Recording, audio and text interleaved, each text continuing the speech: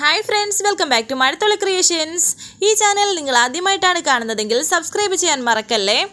പ്രഭാവതി അദ്ദേഹത്തെ കണ്ടെത്തിയിരിക്കുകയാണ്. പ്രഭാവതിയുടെ മുൻ ഭർത്താവ് എന്ന് പറഞ്ഞ് ഒരാളെ കാണിച്ചിരുന്നു വിശാലയും പാർവതിയും ഒക്കെ. അയാൾ മരിച്ചു എന്നാണ് നേരത്തെ പറഞ്ഞിരുന്നത്. എന്നാൽ ഇപ്പോൾ അയാൾ മാർക്കറ്റ് റോഡിന്റെ ആ ഭാഗത്തായിട്ട് ഒരു പലചരക്ക് കട നടത്തുന്നുണ്ട്. അവിടെ വെച്ച് പ്രതാപൻ കാണുകയും ഈ കാര്യം പ്രഭാവതിയെ അറിയിക്കുകയും ചെയ്തു. ഉടൻ തന്നെ പ്രഭാവതി അവിടേക്ക് വന്നുകൊണ്ടിരിക്കുന്നു. ഞാൻ അപ്പോൾ കാണിച്ചത് വലിയ അബദ്ധമായി പോയെന്നാണ് ഇപ്പോൾ എനിക്ക് തോന്നുന്നത്. മരിച്ചുപോയി എന്ന് വിചാരിച്ച ആളിപ്പോൾ ജീവനോടെ ഇരിക്കുന്നു. പാർവതി അയാളെ കണ്ടുപിടിക്കുകയും ചെയ്തു. ഇതൊക്കെ പാർവതിക്ക് എങ്ങനെ സാധിക്കുന്നു? യഥാർത്ഥത്തിൽ ഇവൾക്ക് വല്ല ദിവ്യശക്തി ഉണ്ടോ എന്നൊക്കെ പ്രഭാവതി വിചാരിക്കുന്നുണ്ട്. ഈ സമയം പ്രതാപൻ ആ കടയിൽ തന്നെ നിൽക്കുകയാണ്. ചില സാധനങ്ങൾക്കൊക്കെ വില ചോദിക്കുകയാണ്. ഒന്നും മനസ്സിലാവാത്ത രീതിയിൽ പ്രതാപൻ അവിടെ തന്നെ നിൽക്കുന്നു. അദ്ദേഹമാണെങ്കിൽ സാധനങ്ങൾ അടുക്കിപ്പറക്കി വെക്കുകയാണ്. എത്ര മണിക്കാണ് കട അടയ്ക്കുന്നത് എന്നൊക്കെ പ്രതാപൻ ചോദിക്കുന്നുണ്ട്. സാറിന് എന്താണ് വേണ്ടത് എന്ന് അദ്ദേഹം ചോദിച്ചപ്പോൾ നോക്കട്ടെ എന്ന് പ്രഭാവതി അവിടേക്ക് വന്നുകൊണ്ടിരിക്കുന്നു. അദ്ദേഹം പ്രതാപനോട് പറയുന്നു, ഇപ്പോൾ ഈ നാട് മുഴുവനും പറ്റിപ്പുകാരാണ് അല്ലേ സാറേ? രാവിലെ എന്നെ ഒരുത്തൻ വിളിച്ചിരുന്നു, എനിക്കൊരു സമ്മാനം അടിച്ചു എന്ന് പറഞ്ഞിട്ട് ഞാൻ അങ്ങോട്ട് ചെന്ന് വാങ്ങണം അത്രേ. സമ്മാനമല്ലേ, ഞാൻ വെറുതെ കളയണ്ട എന്ന് കരുതി ഞാനത് വാങ്ങാം എന്ന് വിചാരിച്ചു. പോയിരുന്നെങ്കിലേ എൻ്റെ ഉള്ള സമയം വേസ്റ്റായി പോയേനെ.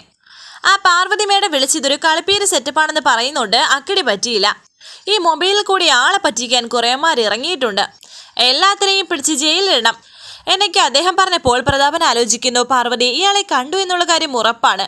ഈ സമയം പ്രഭാവതി ആ കടയിലെത്തിയിരിക്കുന്നു. ഇന്നലെ ഈ പ്രഭാവതി ഇവിടെ വന്നിട്ട് പോയതായിരുന്നത് കൊണ്ട് തന്നെ അദ്ദേഹത്തിന് പെട്ടെന്ന് ഈ പ്രഭാവതിയെ കണ്ടപ്പോൾ മനസ്സിലായി. മേഡം വീണ്ടും വന്നോ എന്ന് ചോദിക്കുന്നുണ്ട്. മേഡം ഇനിയും ഇവിടെ വരണമെന്ന് ഞാൻ ദൈവത്തിനോട് പ്രാർത്ഥിക്കായിരുന്നു എന്ന് പ്രഭാവതിയോട് അദ്ദേഹം പറയുന്നുണ്ട്. ഇതെല്ലാം കേട്ട് രണ്ടുപേരും ഞെട്ടലോടെ നിൽക്കുന്നു. വീണ്ടും അദ്ദേഹം പറയുന്നു, എന്തായാലും എൻ്റെ പ്രാർത്ഥന ദൈവം കേട്ടോ, വരണം മേഡം. പ്രഭാവതി അവിടേക്ക് വന്നിട്ട് പറയുന്നു, അല്ല നിങ്ങൾക്കെന്നെ നേരത്തെ അറിയാമായിരുന്നോ? ഇതിനു മുമ്പ് എന്നെ പരിചയമുണ്ടോ?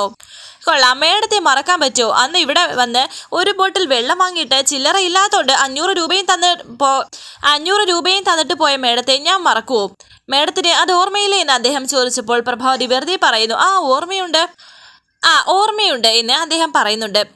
സോറി, ഇപ്പോൾ മേഡത്തിന് എന്താ വേണ്ടത് എന്ന് അദ്ദേഹം ചോദിച്ചപ്പോൾ പ്രഭാവതി പറയുന്നു, എനിക്ക് എന്ന് പറഞ്ഞ പാർവതിയുടെ ഫോട്ടോ കാണിക്കുകയാണ് അദ്ദേഹത്തെ.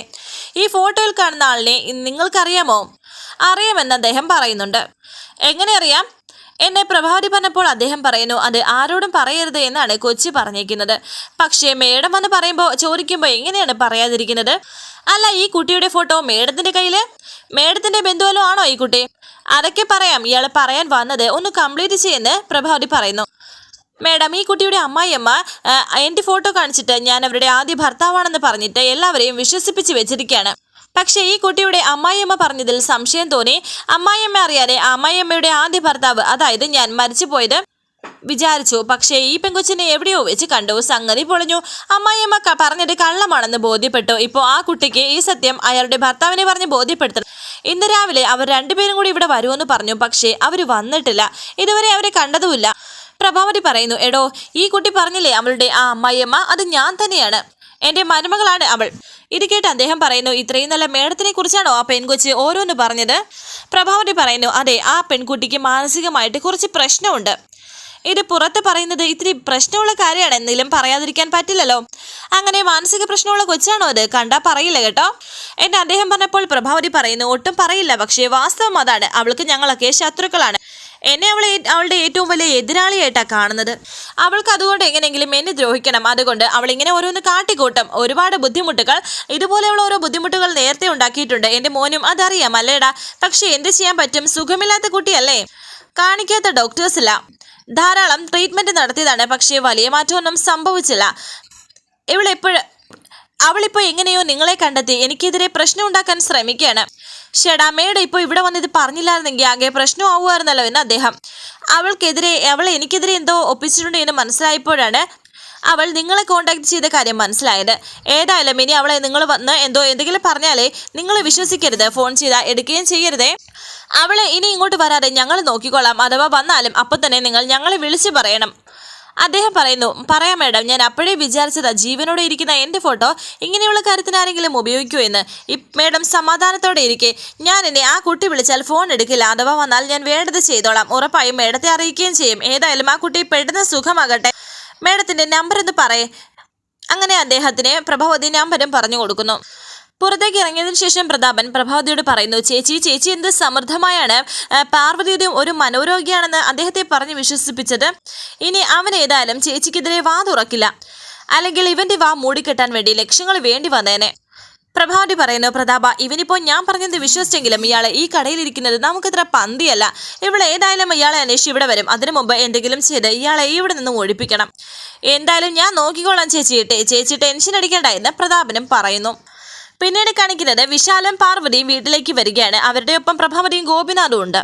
ഗാർഗി രണ്ടുപേർക്കും ആരതി ഒഴിയാണ്. ഏട്ടന് നടക്കാൻ വലിയ പ്രയാസങ്ങളോ ഉണ്ടോ എന്നൊക്കെ വിപിൻ ചോദിക്കുന്നു. കുഴപ്പമൊന്നുമില്ല എടാ, ഓഫീസിലെ കാര്യങ്ങളൊക്കെ കൃത്യമായിട്ട് നടക്കുന്നുണ്ടല്ലോ അല്ലേ എന്നൊക്കെ വിശാൽ വിപിനോട് ചോദിക്കുന്നു. ഏട്ടനില്ലാത്ത കുറവ് അറിയിക്കാതെ എല്ലാം ഞാൻ കൃത്യമായിട്ട് നടത്തുന്നുണ്ട് എന്ന് വിപിൻ. എന്തായാലും വലിയൊരു അപകടത്തിൽ നിന്നും രണ്ടാളും രക്ഷപ്പെട്ടല്ലോ എന്ന് സുശീല. വിശാൽ രക്ഷപ്പെട്ടത് ഒരു മെഡിക്കൽ മിറാക്കിളാണെന്നാണ് ഡോക്ടർ പറഞ്ഞത് എന്ന് പ്രഭാവതി പറഞ്ഞപ്പോൾ മോനിപ്പോൾ കുഴപ്പമൊന്നുമില്ലല്ലോ അല്ലേ എന്നൊക്കെ സുശീല ചോദിക്കുന്നുണ്ട്. ഈ കാണുന്ന മുറിവുകളൊക്കെ ഉള്ളൂ ആൻറ്റി, വേറെ ഒരു കുഴപ്പവും ഇല്ല എന്ന് വിശാൽ. കുഴപ്പമില്ലെന്ന് കരുതി നാളെ തന്നെ ഓഫീസിലേക്ക് പോകാൻ നിൽക്കണ്ട. പിന്നെ വിശാലിന് അത്യാവശ്യമായി നോക്കാനുള്ള ഫയൽ വല്ലതും ഉണ്ടെങ്കിൽ അതിവിടെ വീട്ടിലെത്തിക്കാൻ മാനേജറിനോട് പറയണം എന്ന് ഗോപിനാഥ് പറഞ്ഞപ്പോൾ വിപിൻ പറയുന്നു, അതെല്ലാം ഞാൻ ഓഫീസിൽ നിന്ന് വരുമ്പോൾ കൊണ്ടുവരാച്ചാ. പിന്നെ അത് മാത്രമല്ല, ഇവർക്കെതിരെ നടന്ന ആക്സിഡന്റിനെ കുറിച്ച് പോലീസ് അന്വേഷണം എവിടെ വരെ എത്തിയെന്നും നീ അന്വേഷിക്കണം. പോലീസ് അന്വേഷണമൊക്കെ വേണോ അച്ഛാ എന്ന് വിശാൽ ചോദിച്ചപ്പോൾ ഗോപിനാഥ് പറയുന്നു, പിന്നെ വേണ്ടേ, അത് യാദൃച്ഛികമായി സംഭവിച്ചതാണോ അതോ ഇനി പ്ലാൻ ആയിരുന്നോ എന്ന് നമുക്കറിയണ്ടേ. പ്ലാൻ ചെയ്ത് നടത്തിയതാണെങ്കിൽ അത് ചെയ്തവരെയും ചെയ്യിപ്പിച്ചവരെയും വെറുതെ വിടാൻ പാടില്ല. അവരെല്ലാവരെയും പോലീസിനെ കൊണ്ട് പിടികൂടിപ്പിക്കണം, ശിക്ഷയും വാങ്ങിക്കൊടുക്കണം. പ്രഭാവതി പറയുന്നു, ഗോപിയേട്ടാ ചിലപ്പോൾ ഇതവരുടെ സമയദോഷം കൊണ്ട് സംഭവിച്ചതായിരിക്കില്ലേ. അതെ, അമ്മ പറഞ്ഞതാ ശരി, ഇതിന്റെ സമയദോഷം കൊണ്ട് സംഭവിച്ചതായിരിക്കുമെന്ന് വിശാൽ പറയുന്നു. ഞാൻ ശ്രദ്ധിച്ച് ഓടിക്കണമായിരുന്നു. വിശാൽ പറയുന്നു, അങ്ങനെ സമയദോഷം എന്ന് കരുതി സമാധാനിക്കാൻ വരട്ടെ വിശാൽ സാർ. ഇതെന്തായാലും അച്ഛൻ പറഞ്ഞതുപോലെ പോലീസിനെ കൊണ്ട് കാര്യമായിട്ട് അന്വേഷിക്കണം. ഇത് മനഃപൂർവ്വം ഉണ്ടാക്കിയ അപകടമാണെങ്കിൽ അതിന് പിന്നിൽ ആരായാലും അവരെ കണ്ടെത്തി തക്കതായ ശിക്ഷ വാങ്ങിക്കൊടുക്കണം. അതെ, അത് തന്നെയാണ് വേണ്ടതെന്ന് ഗാർഗിയും പറയുന്നു. ശേഷം പാർവതി വിശാലിനെ മുറിയിലേക്ക് കൊണ്ടുവന്നു. വിശാൽ പാർവതിയോട് പറയുന്നു, പാർവതി ഞാൻ തന്നെക്കുറിച്ച് ചിന്തിക്കുകയായിരുന്നു. താൻ എനിക്ക് വേണ്ടി എത്രത്തോളം കഷ്ടപ്പെടാണ് പെടുന്നത്. പാർവതി പറയുന്നു, സാറിന് വേണ്ടി ഞാൻ ചെയ്യുന്ന കാര്യങ്ങളൊന്നും കഷ്ടപ്പാടല്ല, ഇതെന്റെ ഉത്തരവാദിത്വമാണ് സാർ. ഈശ്വരൻ എന്നെ ഏൽപ്പിച്ചിരിക്കുന്ന ധർമ്മമാണിത്. സാറിന്റെ കണ്ണിൽ എന്താണ് സാർ ഒരു നനവ്? അല്ല, എനിക്ക് ഈ ആപത്തിൽ എന്തെങ്കിലും സംഭവിച്ചിരുന്നെങ്കിൽ താൻ എന്ന് വിഷമത്തോടെ വിശാൽ പറഞ്ഞപ്പോൾ പെട്ടെന്ന് പാർവതി വിശാലിനെ തടയുന്നു.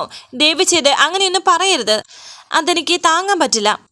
സാറിന് അങ്ങനെയൊന്നും സംഭവിക്കില്ല, ഒരാപത്തും സംഭവിക്കില്ല. എല്ലാ ആപത്തിൽ നിന്നും നമ്മൾ പ്രാർത്ഥിക്കുന്ന ഉദയനൂരമ്മ സാറിനെ രക്ഷപ്പെടുത്തും. അമ്മയെന്നും സാറിന് തുണയായിട്ടുണ്ടാകും. സാറ് സമാധാനമായിട്ടിരിക്കെ, ഒന്നുകൊണ്ടും സാറിൻ്റെ മനസ്സ് സങ്കടപ്പെടാൻ പാടില്ല. എൻ്റെ മനസ്സിൽ ഇപ്പോൾ തീരെ സമാധാനം ഇല്ലടോ. താൻ ആ തീപിടുത്തത്തിൽ നിന്നും തലനാരിഴയ്ക്കാണ് രക്ഷപ്പെട്ടത്. അത് കഴിഞ്ഞതായി ഇതേ മറ്റൊരു ആക്സിഡന്റ്. എല്ലാം കൂടി ചേർത്ത് ചിന്തിക്കുമ്പോൾ നമുക്ക് ചുറ്റും നമ്മൾ അറിയാതെ എന്തൊക്കെയോ സംഭവിക്കുന്നു. ആരൊക്കെയോ കരുതിക്കൂട്ടി നമ്മളെ ഇല്ലായ്മ ചെയ്യാൻ ശ്രമിക്കുന്നു എന്നൊരു ചിന്ത. അവർ നമ്മളുടെ ഓരോ നീക്കവും നിരീക്ഷിച്ചുകൊണ്ട് അടുത്ത് തന്നെയുണ്ട്. ഇങ്ങനെയാണ് എൻ്റെ മനസ്സ് പറയുന്നത്. പാർവതി മനസ്സിൽ വിചാരിക്കുന്നു, ഇത് മറ്റാരും അല്ല സാർ, സ്വന്തം അമ്മയെ പോലെ നിങ്ങൾ സ്നേഹിക്കുന്ന പ്രഭാവതി അമ്മ തന്നെയാണ്. സാറിൻ്റെ ഈ സംശയം എനിക്കുണ്ടെന്ന് പാർവതി പറയുന്നു. ആരായിരിക്കും? നമ്മളറിയാത്ത ഈ ശത്രു. ഏതായാലും ചുറ്റിന് ഇനി വലിയൊരു ജാഗ്രത വേണമെന്നൊക്കെ വിശാൽ പറയുന്നുണ്ട്. ഏതായാലും ഇപ്പോൾ ഇതൊന്നും ചിന്തിച്ച് കൂടുതൽ അസ്വസ്ഥപ്പെടേണ്ട. എന്തായാലും ഈ മുറിവൊന്ന് ഭേദമാകട്ടെ എന്നെ പാർവതിയും പറയുന്നു. ആ സമയം ഗാർഗി അവിടെ എത്തി.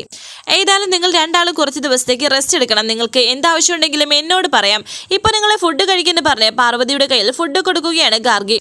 അങ്ങനെ പാർവതി തന്നെ വിശാലിനെ വാരി കൊടുക്കുകയാണ് ഭക്ഷണം. ഈ സമയം തൻ്റെ സ്വന്തം അമ്മ ഗായത്രിയമ്മയെ കുറിച്ച് ഓർക്കുകയാണ് വിശാൽ. പിന്നീട് കാണിക്കുന്നത് പാർവതി അദ്ദേഹത്തെ കോണ്ടാക്ട് ചെയ്യുന്നു, എന്നാൽ വിളിച്ചിട്ട് കിട്ടുന്നില്ല. ഈ സുകുമാരൻ സാറ് ഇതെവിടെയാണ്, എന്തിനാണ് ഫോൺ സ്വിച്ച് ഓഫ് ആക്കി വെച്ചിരിക്കുന്നതെന്ന് പാർവതി വിചാരിക്കുന്നു. ആ സമയം പ്രഭാവതി അവിടേക്ക് വരികയും പാർവതി ഇങ്ങനെ നിരീക്ഷിക്കുകയും ചെയ്യുന്നു. വരാനിരിക്കുന്ന പുതുപുത്തൻ എപ്പിസോഡുമായി വീണ്ടും കാണാം. Thank you for watching. Please subscribe, like, share my channel.